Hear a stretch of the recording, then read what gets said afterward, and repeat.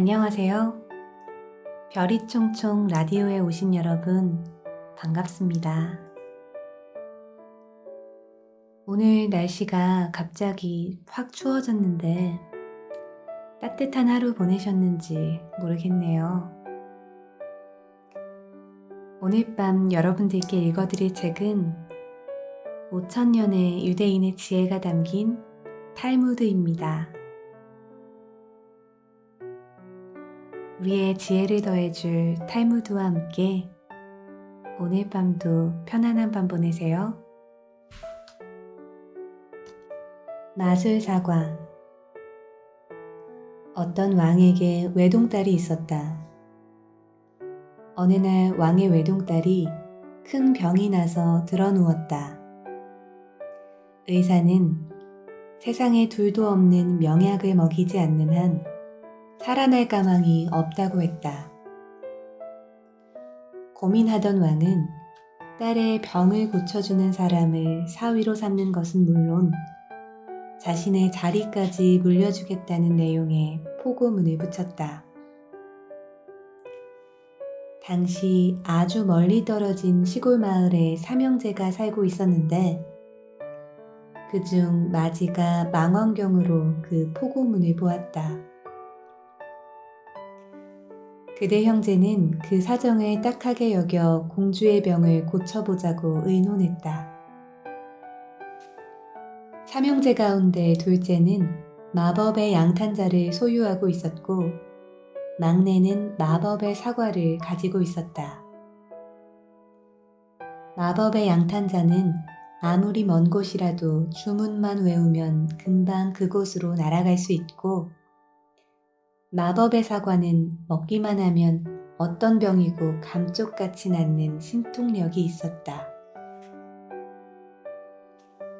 이들 삼형제가 서둘러 마법의 양탄자를 타고 궁궐에 도착하여 공주에게 마법 사과를 먹이자 공주의 병은 놀랍게도 씻은 듯이 나았다. 온 백성들이 거리로 쏟아져 나와 모두 기뻐했다.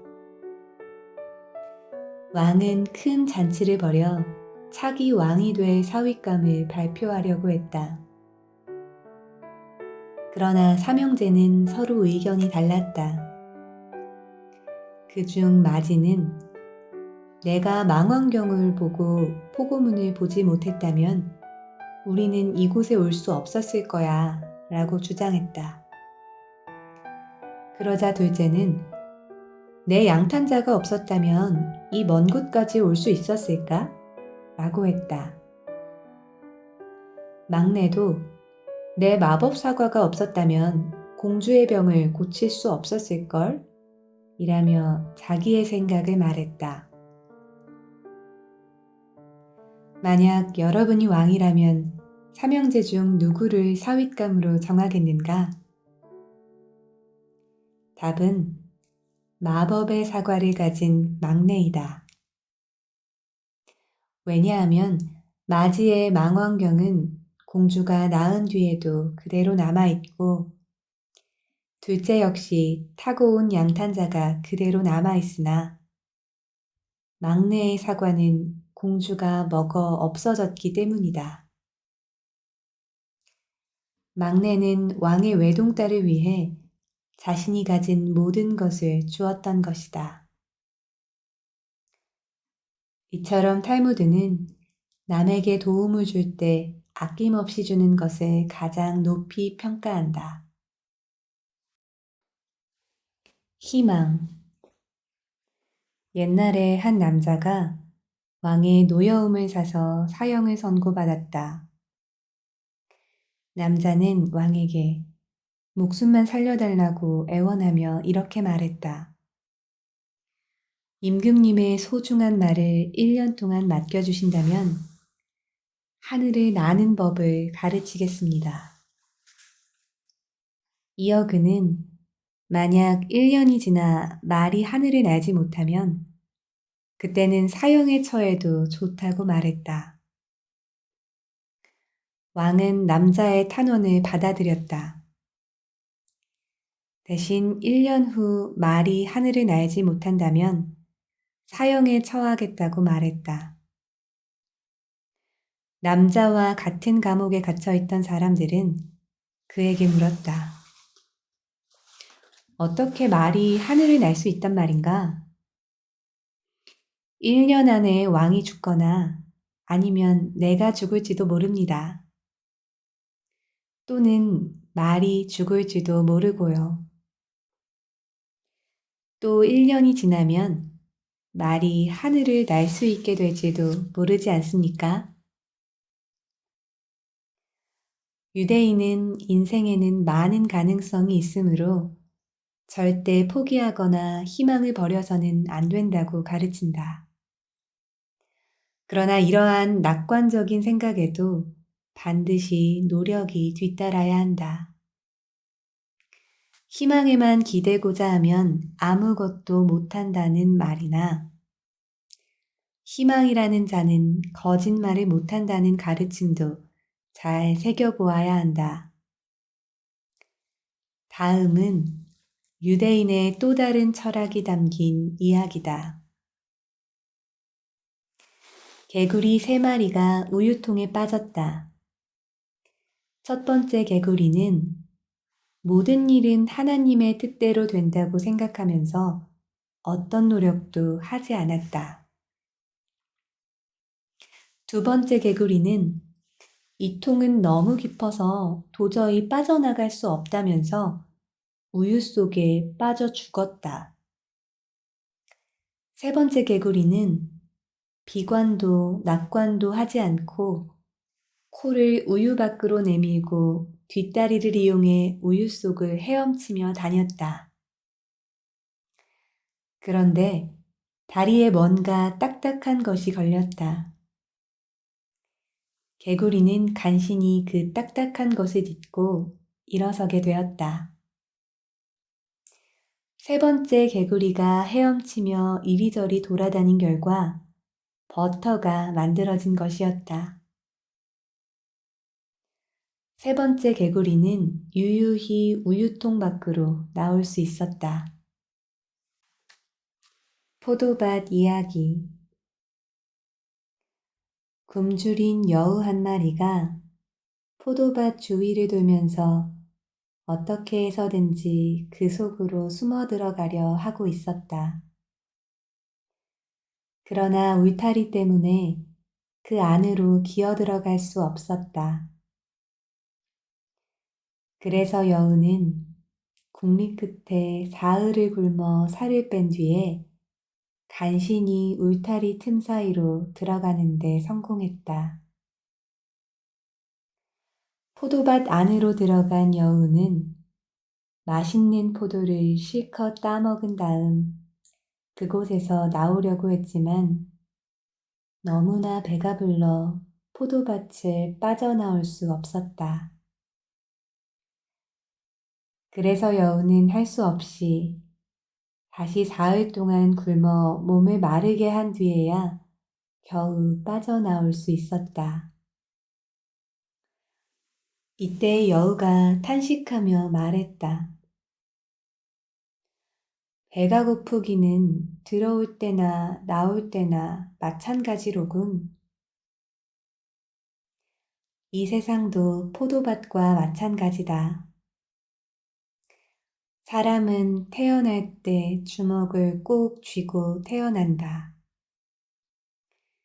마치 이 세상의 모든 것이 다 내 것이다 라고 말하는 것 같다. 그러나 막상 세상을 떠날 때에는 손을 활짝 펴고 죽는다. 마치 빈손으로 떠나는 것을 보여주기라도 하듯 말이다. 그래서 사람이 죽는 것을 살수인환이라고 한다. 사람이 세상을 떠날 때 가져갈 수 있는 것은 돈이나 권력이 아니다. 오직 토라와 선행이다. 탈무드는 그것이 네가 다닐 때에 너를 인도하며 잠잘 때에 너를 보호하며 깨어날 때에 너와 더불어 말하리라라는 대목에서 네가 다닐 때에 너를 인도하면은 현 세상을, 잠잘 때에 너를 보호하면은 죽음을, 깨어날 때에 너와 더불어 말하리라는 사후세계를 의미한다. 진정한 가난. 두 사람이 랍비에게 상담하러 갔다. 한 사람은 그 마을의 최고 부자이며 또 한 사람은 가장 가난한 사람이었다. 두 사람이 대기실에서 기다리고 있었다. 먼저 도착한 부자가 랍비의 방으로 들어갔다. 그러고는 1시간이나 지나 밖으로 나왔다. 이어 가난한 사람이 랍비의 방으로 들어갔는데 면담은 단 5분 만에 끝났다. 가난한 사람은 언짢은 생각이 들어 랍비에게 항의했다. 부자와의 면담은 1시간이나 걸렸습니다. 그런데 저는 단 5분밖에 걸리지 않았습니다. 이것이 공평한 건가요? 진정하세요. 선생은 자신의 가난함을 알고 있었지만 부자는 자신의 마음이 가난하다는 사실을 알기까지 꽤나 많은 시간이 걸렸다고요. 자신의 감정을 다스려라. 유대인은 전통적으로 어느 정도 분노의 감정을 인정하고 있는데 이는 불공정에 대한 표현 중 하나이므로 매우 중요한 것이다. 그러나 타인에 대한 무절제한 분노나 이성을 잃은 분노는 반드시 절제해야 할 감정이다. 상대방의 성격은 다음과 같은 3가지 모습을 보면 파악할 수 있다. 술 마시는 방식, 돈 쓰는 방식, 그리고 화내는 모습이다. 또 혹자는 농담하는 방식을 통해서도 그 사람의 성격을 알 수 있다고 한다. 사람은 4가지 성격으로 나뉜다. 첫 번째, 쉽게 화내고 쉽게 푸는 사람. 얻는 것과 잃는 것이 비슷하다. 두 번째, 잘 화내지 않고 잘 풀지도 않는 사람. 잃는 것과 얻는 것이 비슷하다. 세 번째, 잘 화내지 않고 잘 푸는 사람. 성인 같은 사람이다. 네 번째, 쉽게 화내고 쉽게 풀지 않는 사람. 악인 같은 사람이다. 지식이 깊지만 성격이 급한 판관이 있었다. 그는 다른 사람과 대화를 할 때마다 상대방의 이야기를 들으려 하지 않고 자신의 주장만 펼치곤 했다. 하지만 헤어진 후에는 언제나 자신의 언동에 대해 후회했다. 그가 한 예언자를 찾아가 물었다. 어떻게 하면 남한테 욕하는 버릇을 고칠 수 있습니까? 남한테 하는 욕을 자신에게 해보십시오. 아니면 욕하기 전에 내가 한 욕은 결국 나한테로 되돌아오게 돼 있다고 생각하면 더 이상 욕을 하지 않게 될 것이요. 예언자의 충고를 받은 그는 드디어 자신만의 해결 방법을 찾아냈다. 즉, 욕을 하고 난 뒤 상대방에게 사과와 함께 큼지막한 선물을 하는 것이었다. 이렇게 남을 욕한 데 대한 값비싼 대가를 치르면서 점차 자신의 감정을 다스릴 수 있게 되었다. 선물이 자신의 나쁜 성격을 고치는 중요한 역할을 하게 된 것이다. 어느 날 2사람이 힐레를 찾아와 강요하듯 말했다. 내가 한쪽 다리로 서 있는 동안에 유대인들이 배우는 학문을 모두 말해보시오. 그러자 헬렐은 태연스럽게 대답했다. 자신이 하고 싶지 않은 일을 남에게 강요하지 마시오. 인내심 테스트. 짓궂은 두 친구가 400데나리온을 걸고 힐레를 화나게 하는 사람이 이기는 내기를 했다. 마침 안식일을 앞둔 금요일 낮에 힐렐이 목욕탕에 들어가 몸을 닦고 있을 때 한 남자가 찾아왔다. 힐렐은 젖은 몸을 대충 닦은 후 그를 만났다. 찾아온 남자가 엉뚱한 질문을 던졌다. 팔미라 사람들은 왜 시력이 나쁠까요? 그건 그들이 사막에서 살기 때문이라네. 모래바람이 심하게 불어 눈에 모래가 들어가 시력이 나빠진 것이라네. 그는 힐렐의 설명에 돌아가는 듯 했으나 잠시 후 다시 문을 두드리며 말했다. 라삐님, 여쭤볼 게 또 있습니다. 말해보게. 인간의 머리는 왜 둥그렇게 생겼습니까? 힐렐이 정성껏 대답해준 다음 다시 목욕탕에 들어왔는데 그 남자가 또 문을 두드렸다. 힐렐이 다시 나오자 또 엉뚱한 질문을 했다. 왜 흑인은 피부가 검습니까?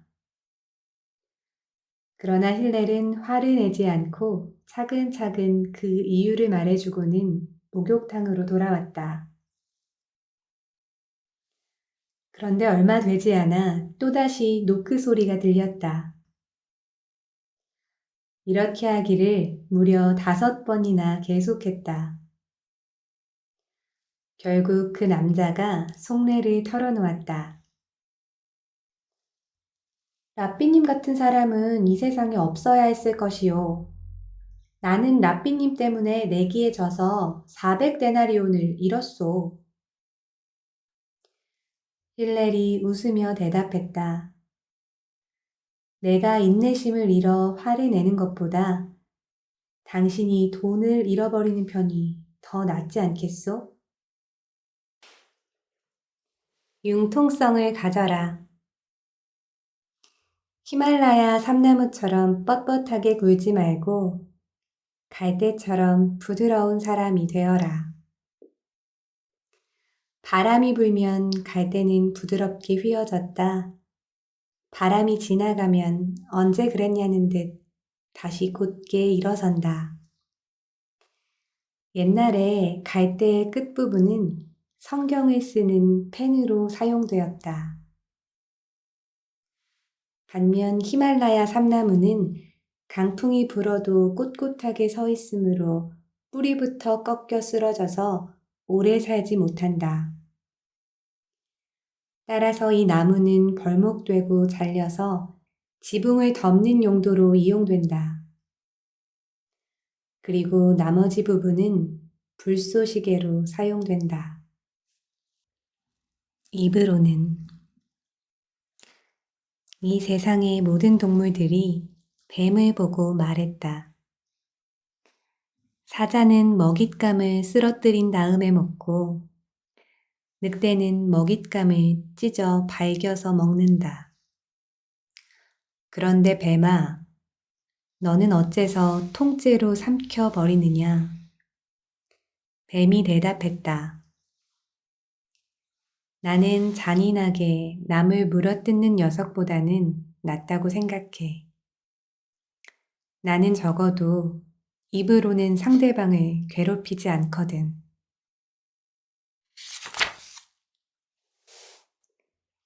혀의 위력과 힘.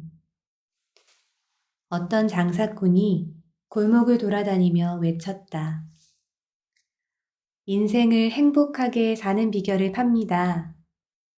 싸게 팝니다. 그러자 온 동네 사람들이 좁은 골목을 가득 메웠다. 그 중에는 랍비 몇 사람도 섞여 있었다. 내게 파시오. 값은 후하게 쳐주겠소. 여기저기서 사람들이 외쳐댔다. 그러자 장사꾼은 이렇게 말했다. 인생을 진실로 행복하게 사는 비결은 바로 자신의 혀를 조심해서 쓰는 것이요. 어느 날 랍비는 자신이 가르치고 있는 제자들에게 잔치를 베풀어 주었다. 잔치상에는 소와 양의 혀로 요리한 음식도 나왔는데 그 중에는 딱딱한 혀 요리와 부드러운 혀 요리가 섞여 있었다. 제자들은 앞다투며 부드러운 혀 요리만 골라 먹었다. 이것을 본 랍비가 말했다. 너희들도 항상 혀를 부드럽게 해두어라. 혀가 딱딱하게 굳은 사람은 남을 화나게 하거나 불화를 초래하니까. 유대교 랍비들은 말을 할 때 항상 자제해야 한다고 강조한다. 한 번 내뱉은 말은 마치 시위를 떠난 화살처럼 다시 걷어들일 수 없기 때문이다. 랍비 가마리엘이 그의 하인 토비에게 말했다. 시장에 가서 가장 맛있는 음식을 사오너라. 그러자 하인은 혀를 사가지고 돌아왔다. 며칠 뒤 랍비는 또 하인에게 오늘은 가장 맛없는 음식을 사오라고 말했다. 그런데 하인은 또 먼저 때와 같이 혀를 사가지고 왔다. 랍비는 언짢아 하며 그 까닭을 물었다. 며칠 전 가장 맛있는 음식을 사오라고 할 때도 혀를 사오더니 가장 맛없는 음식을 사오라고 했는데도 어째서 또 혀를 사왔느냐?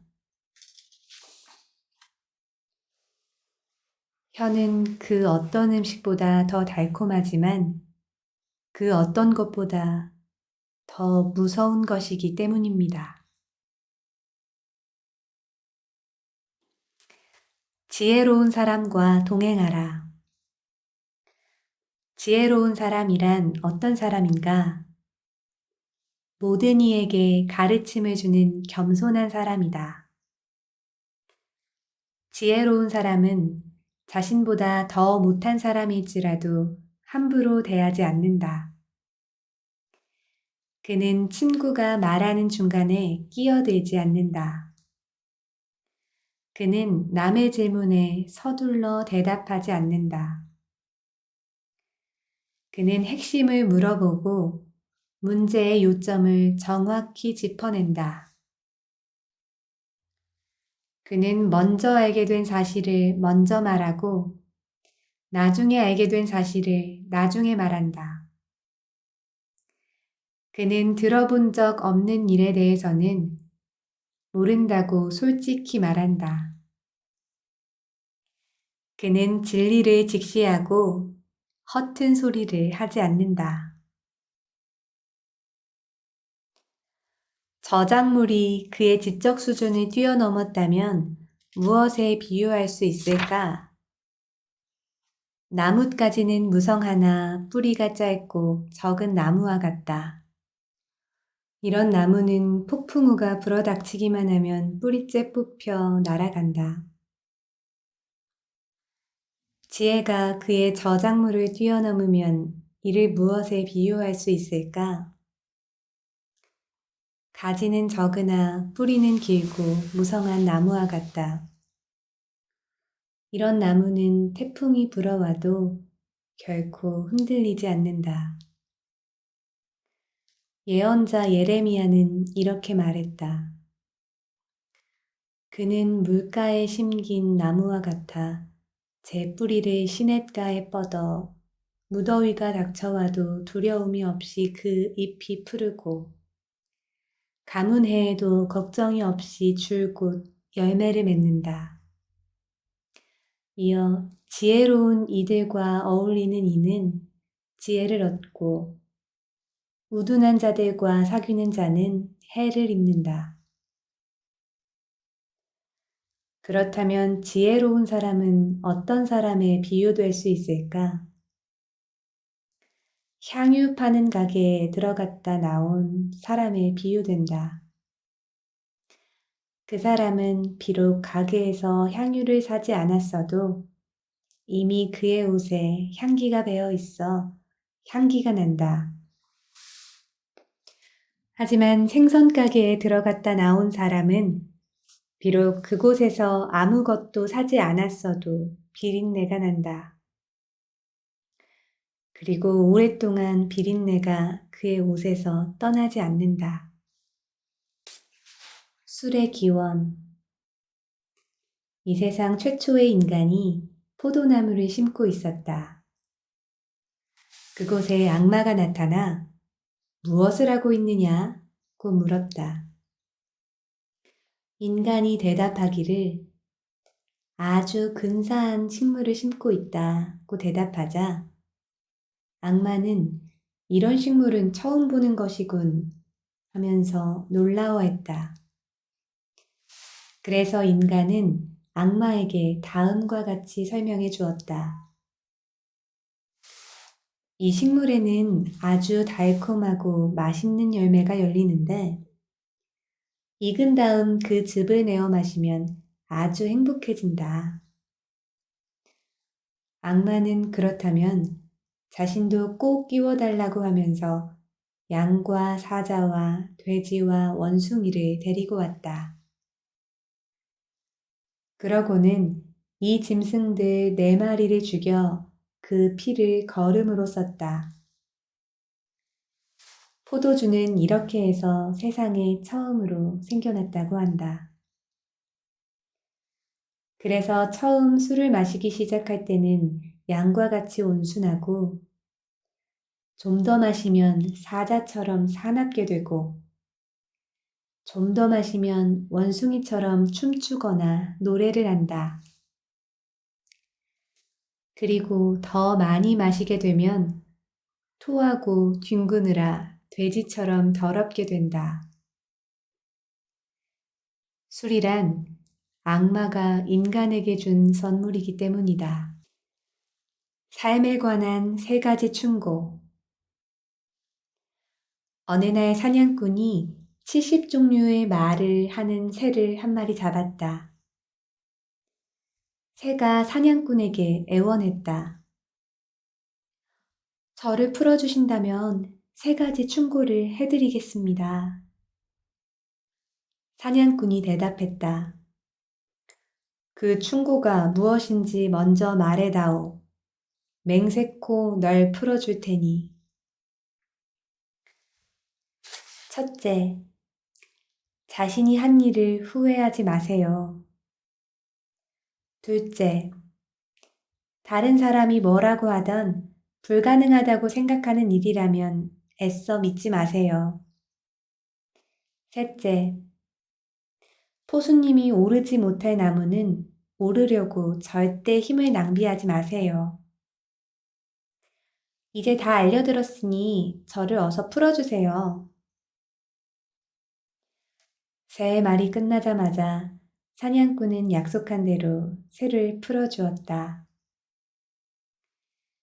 자유를 되찾은 새는 높은 나무 위로 날아가며 이렇게 말했다. 당신은 참 멍청하군요. 자기 입속에 들어있는 귀한 진주를 알아보지 못했으니까요. 화가 난 사냥꾼은 다시 새를 잡으려고 새가 앉아있는 나무 위로 오르기 시작했다. 그러나 절반도 못 올라가서 그만 땅에 떨어져 다리가 부러졌다. 새는 그를 바라보며 비웃었다. 당신은 진짜 바보군요. 내가 조금 전 당신에게 했던 이야기를 잊어버리다니요. 자신이 한 일에 대해 후회하지 말라고 했는데 당신은 나를 풀어주자마자 후회하기 시작했어요. 그뿐만 아니라 주변 사람들이 뭐라고 하던 불가능해 보이는 일은 절대 믿지 말라고 했는데도 당신은 너무 쉽게 믿었어요. 그리고 오르지 못할 나무는 쳐다보지 말라고 했는데도 당신은 나를 잡으려고 나무에 오르다가 떨어져 다리까지 부러졌잖아요. 말을 마친 새는 어디론가 호련히 날아가 버렸다. 내일의 일을 미리 걱정하지 말라. 내일 당신에게 어떤 일이 일어날지 아무도 모른다. 내일은 돌아오지만 당신은 영원히 살 수 없으니 당신이 속하지 않는 세상을 위해 걱정하지 말라. 당신을 의심하는 사람과 의논하지 말고 당신을 시기하는 사람에게 당신 계획을 말하지 말라. 여자와 그 여자의 경쟁자에 대해 상의하지 말고 비겁한 자와 전쟁에 대해 의논하지 말라. 상인과 장사에 대해 의논하지 말고 물건을 사는 사람과 파는 값에 대해 의논하지 말라. 인색한 사람과 기부에 대해 의논하지 말고 냉혹한 사람과 선행에 대해 의논하지 말라.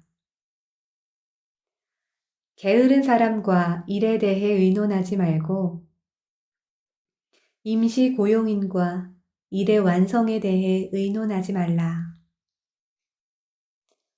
성숙하지 못한 고용인과 중요한 일에 대해 의논하지 말라. 그런 사람한테서 무슨 쓸모있는 아이디어가 나오겠느냐? 너는 언제든지 경건한 사람과 가까이 지내라. 율법의 가르침을 잘 따르는 사람, 네 마음과 같은 마음을 가진 사람, 네가 실패했을 때 고통을 함께 나눌 사람과 가까이 지내라. 자기 자신의 경험과 내면의 목소리를 잘 들어라. 그보다 더 믿음직한 조언자는 없다. 높은 탑에서 망보는 7 경비원보다도 자신의 경험과 마음의 소리가 훨씬 좋은 충고를 해준다. 그리고 이 모든 것보다도 지극히 높으신 분에게 청하여라. 그분은 분명 너를 좋은 길로 인도하실 것이다. 내 아들아, 가능한 한 겸손하게 처신하되 너 자신이 누군지 알아야 하느니라.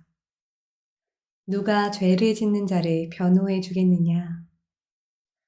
누가 자신의 삶을 수치스럽게 하는 자를 좋아하겠느냐? 오만한 사람, 잘난 체 하는 사람은 자신의 가족한테서도 환영을 받지 못한다. 그의 가족은 처음에는 모두 그의 말에 귀를 기울이나 시간이 지날수록 조금씩 그의 곁에서 멀어져 간다. 성공이란 무엇인가?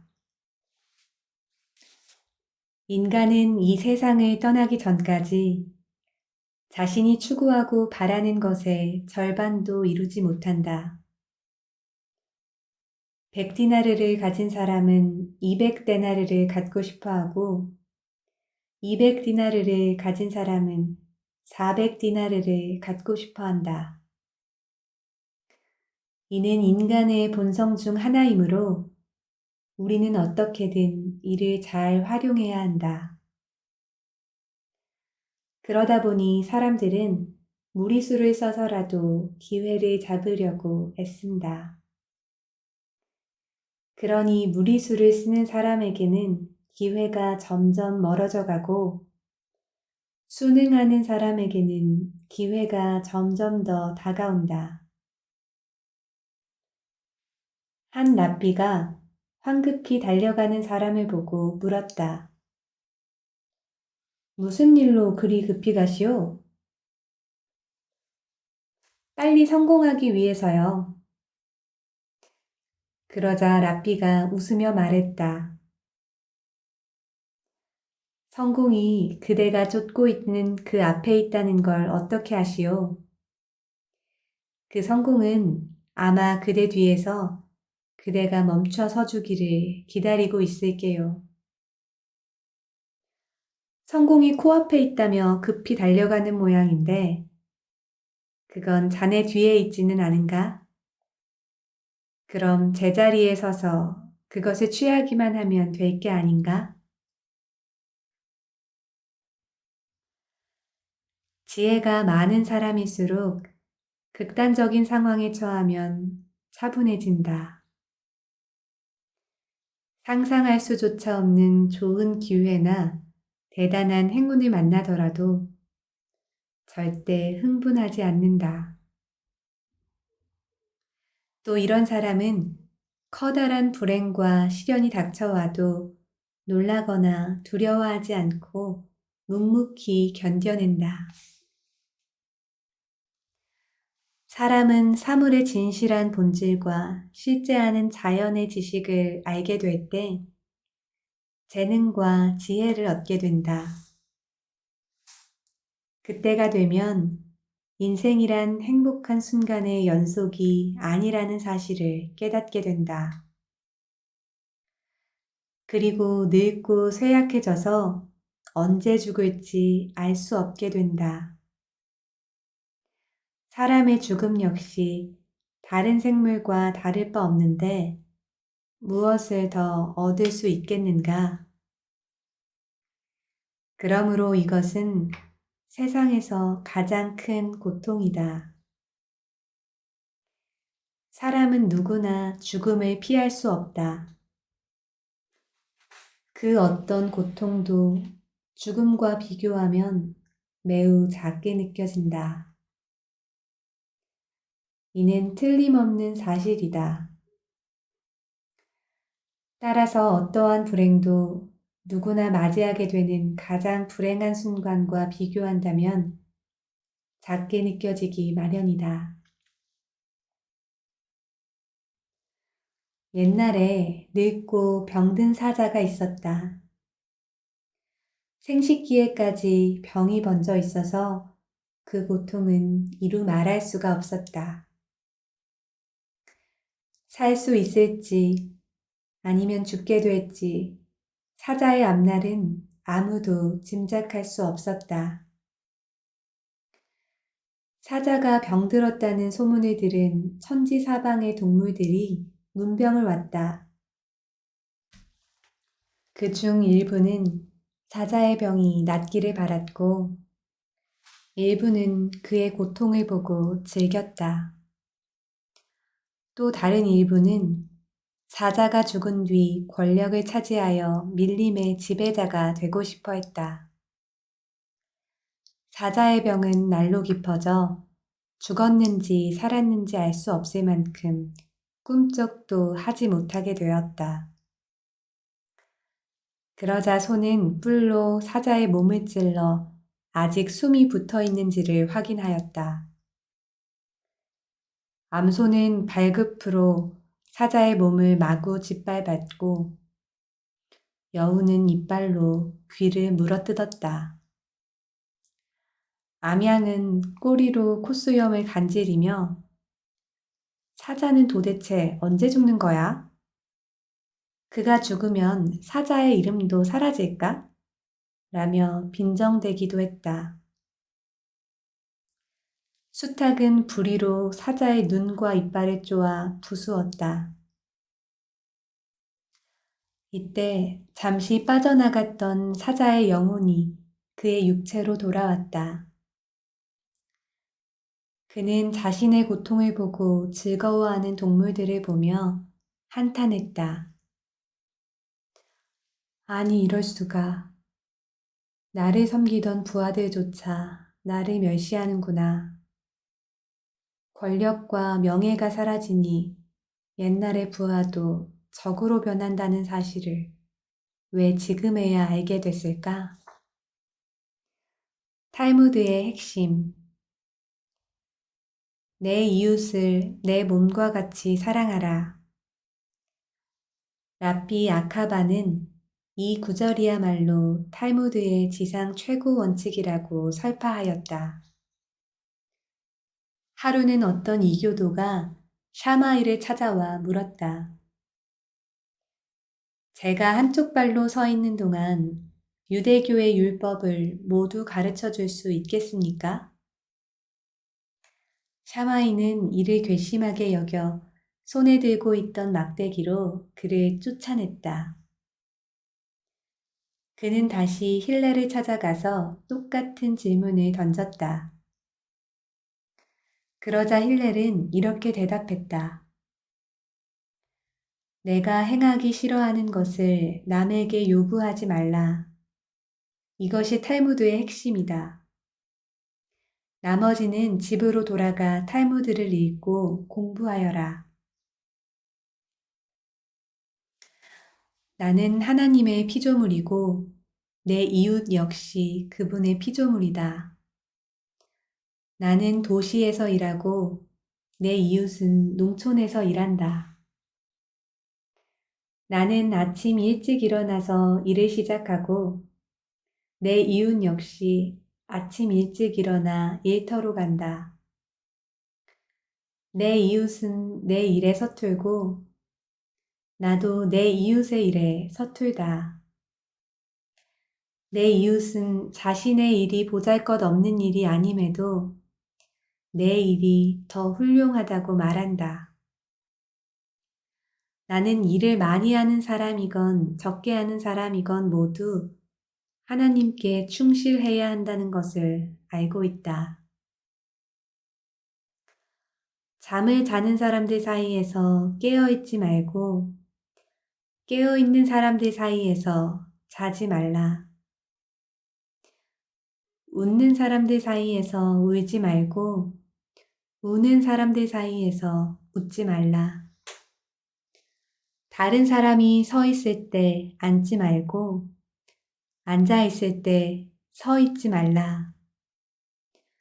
성경을 읽는 사람들 사이에서 탈무드를 읽지 말며 그들이 탈무드를 읽을 때는 성경을 읽지 말라. 한마디로 말해 주위 사람들과 다른 행동을 하지 말라. 어떻게 해서든지 자신의 친구, 친인척, 심지어 거리의 이방인들을 비롯한 모든 사람들과 우호적인 친분 관계를 유지하도록 하라. 그리하면 인간 세상에서도 사랑받을 것이고 내세에서는 더 큰 사랑을 받을 것이다. 랍비 요하나는 한 번도 남이 자신의 안부를 먼저 물어보게 하지 않았다. 저작거리의 이방인들에게도 먼저 허리 굽혀 인사를 하였다. 피해야 할 사람. 다음과 같은 네 부류의 사람은 피해야 한다. 오만한 가난뱅이, 아첨을 좋아하는 부자, 호색한 노인, 그리고 제멋대로 권력을 휘두르는 지도자가 바로 그들이다. 화를 잘 내는 사람과 어울리지 마라. 화려하게 치장하기 좋아하는 사람은 자신이 대단한 사람이라고 생각하며 남을 얕본다. 그는 자신이 앉고 서고 걷고 뛰고 말하는 모든 일에 남보다 뛰어나다고 생각한다. 그래서 지위가 높은 사람하고만 이야기를 나누고 자신이 마치 신이라도 된 듯 명령조의 말을 즐긴다. 그뿐만 아니라 행동, 자세, 먹고 마시고 입는 것에서도 거드름을 피운다. 교만한 사람들은 자신의 아주 작은 장점까지도 무기로 삼아 남들에게 존경받기를 원하며 그들이 자신을 경외하기를 바란다. 평범한 사람들이 자신에게 말을 거는 것을 거부하며 그의 거만한 말투는 지인들까지 멀어지게 한다. 그런 자들은 하루 종일 오만하고 냉랭한 태도로 사람을 대한다. 자신의 우수한 인품으로 주목받기 좋아하고 자신의 행동으로 남들의 칭찬을 받고 싶어 하는 사람들도 있다. 그런 사람들은 자신의 뛰어난 재능을 인정받는 것에 만족하지 않고 자신이 얼마나 뛰어난 사람인지 알리고 싶어 한다. 세상의 명예를 원하지 않는 채 하며 사람들이 자신의 실력을 알아주길 기대한다. 그는 모든 영광스러운 칭호를 사양하고 세상에 알려지기를 꺼린다. 그러나 마음속으로는 자신처럼 수완 좋고 능력 있는 사람은 없을 것이라는 교만한 생각을 한다. 하지만 이런 사람은 아무리 자신을 가장해도 어려움이 닥치면 곧 본성이 드러난다. 마치 활활 타는 마른 장작처럼 그는 교만한 불꽃을 밖으로 분출시킨다. 이런 사람은 나무로 대충 만들어진 집에 비유된다. 이 집은 사방이 구멍투성이고 그 사이로 내부 시설물이 들여다보여 지나가던 사람들이 집 안에 뭐가 있는지 훤히 알 수 있다. 이렇듯 사람들은 그가 성실한 사람이 아니라 그의 겸손과 인품도 모두 위선임을 알아차리게 된다. 세상에는 다음과 같은 네 부류의 사람이 있다. 첫 번째, 내 것은 내 것, 네 것은 네 것인 사람, 보통 사람.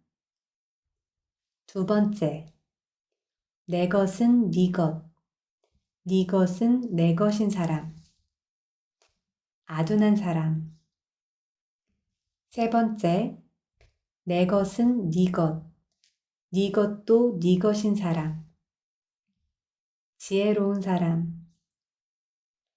네 번째, 내 것은 내 것, 네 것도 내 것인 사람, 악한 사람. 처세의 도. 인간의 육체는 마음에 좌우되고 있다. 마음은 보고, 듣고, 걷고, 서고, 기뻐하고, 굳어지고, 부드러워지고, 슬퍼하고, 두려워하고, 교만해지고, 설득되고, 사랑하고, 미워하고, 탐구하고, 반성한다. 세상에서 가장 강한 인간은 자신의 마음을 조절할 수 있는 자이다. 인간은 보통 60년, 70년, 80년, 100년을 산다. 그러나 100년을 산다 해도 한꺼번에 100년을 사는 것이 아니라 하루하루씩 산다.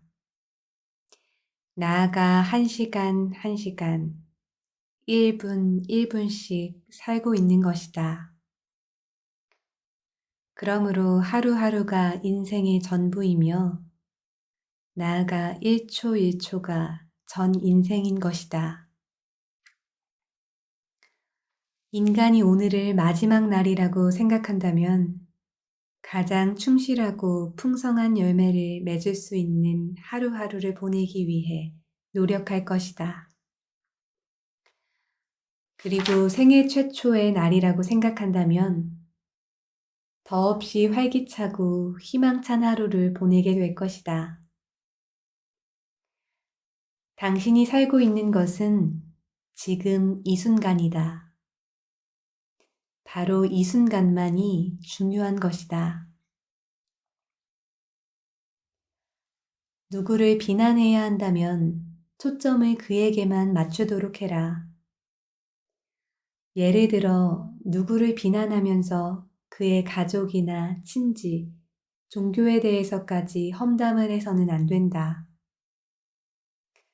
한 사람을 비난하면서 여러 사람을 기분 나쁘게 하지 마라. 다른 사람들로부터 원한을 사면서까지 누구를 돕지 않도록 조심하라. 그로 인해 마음이 상한 사람들은 절대로 그 사실을 잊지 않을 뿐만 아니라 자기가 입은 피해는 부풀려서 말한다. 반면 도움을 받은 사람은 그 사실을 잊어버리거나 별것 아닌 것으로 생각한다. 그러므로 특별한 경우를 제외하고 얻는 것보다 잃는 것이 훨씬 더 많다. 이론과 실천의 차이는 하늘과 땅만큼 크다. 너무나 많은 사람이 이론은 잘 알면서도 막상 그것을 실천하려고 하면 대체로 망설이기 일쑤이다. 아빠 새, 아기 새. 새 무리 중 늙은 새는 항상 둥지를 지키고 있었다. 힘이 없어 비행을 못하기 때문이다. 그때 건강한 젊은 새가 멋지게 창공을 선회하다 바람을 가르며 둥지로 날아오더니 사냥한 먹이를 모두 늙은 부모에게 바쳤다. 이 모습을 다큐멘터리 방송으로 본 사람들은 하나같이 울컥하며 고향의 부모님에게 전화를 드리거나 편지를 쓰기 시작했다. 인간은 누구나 나이가 들게 마련이고 세월 앞에 장사가 없는 법이다. 인간은 돈을 벌고 그것을 소비하는 기계에 불과할까? 그렇다면 인간의 사회관계가 기계에 의존할 때의 효율은 얼마나 될까? 고장난 기계가 어느 날 갑자기 폐기 처분되어 버려지는 것처럼 우리도 그렇게 되지는 않을까? 그렇게 되면 누구나 자신이 이 세상에 진짜 필요한 존재인지에 대해 의심을 품게 될 것이고 깊은 회의에 빠지게 될 것이다. 나아가 본인이 쓸모없는 사람이라는 생각까지 하게 될 것이다. 우리 스스로 인정하는 것과는 상관없이 인간은 자연 법칙을 거스를 수는 없다. 그러니 노인을 단지 폐기 처분돼야 할 노쇠한 기계로 취급해서는 안 된다. 그가 인생에서 축적한 수많은 삶의 지혜와 경험을 존중해야 한다. 그들은 참된 지혜와 경험을 갖고 있을 뿐만 아니라 깊은 통찰력도 지니고 있으며 정의와 사랑에 대해 깊이 이해한다. 이렇듯 노인은 이 모든 덕과 품위를 쌓은 산 증인들이다. 아빠 새가 아기 새 3마리를 안고 폭풍우가 몰아치는 바다를 건너려고 했다. 그런데 바람이 거세게 불기 시작하자 아빠 새는 맞이부터 한 마리씩 바다를 건너주기로 마음을 먹었다. 바다 한가운데쯤 건넜을 때 아빠 새는 품 안의 맞이에게 물었다. 얘야, 아빠는 너를 위해 생명의 위험까지 무릅쓰고 있단다. 너도 커서 어른이 되면 아빠를 위해 이렇게 해주겠니? 마지가 대답했다. 제가 무사히 육지에 도착만 한다면 나중에 어떤 일이라도 다 해드릴게요. 마지의 말이 끝나기도 전에 아빠 새는 화가 많이 나서 맞이를 바다에 던져버렸다. 그러고 나서 혼자 중얼거렸다. 내가 왜 이런 자식을 위해 목숨까지 건 걸까? 아빠 새는 이번에는 둘째를 데리고 바다를 건너기 시작했다. 도중에 맞이에게 했던 질문을 똑같이 했더니 놀랍게도 둘째도 맞이와 똑같은 대답을 하는 게 아닌가. 아빠 새는 둘째 역시 바다에 던져버린 다음 눈물을 흘리며 중얼거렸다. 너도 마찬가지구나. 아빠 새는 마지막으로 막내를 품에 안고 바다를 건너며 두 형제에게 했던 질문을 다시 던졌다. 막내가 대답했다. 사랑하는 아버지, 아버지는 지금 저를 위해 위험을 무릅쓰고 풍랑과 싸워가며 바다를 건너고 있어요. 아버지의 말씀에 당장 그렇게 하겠다고 대답을 할 수는 없지만 한 가지만은 약속할게요. 저는 거짓말은 못하겠어요. 제가 커서 아이가 생기면 아버지가 베풀어 주신 사랑을 제 자식에게 주겠어요. 막내의 말을 들은 아빠 새가 말했다. 아주 훌륭한 대답이로구나. 나도 최선을 다해 너를 바다 건너 육지로 안전하게 데려다 주마.